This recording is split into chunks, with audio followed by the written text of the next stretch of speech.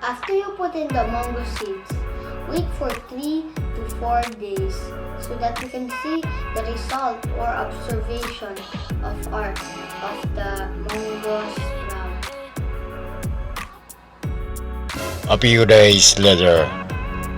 Assalamualaikum warahmatullahi wabarakatuh.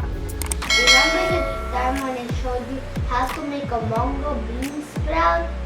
After 5 days, I will show you the result of the monggo bean sprout.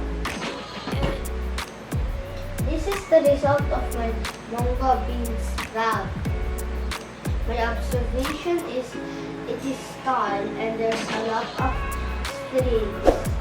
But beware, do not put it outside for a long time when the sun is out. Because when you put the monggo bean sprout out for too long, the monggo bean sprout will die.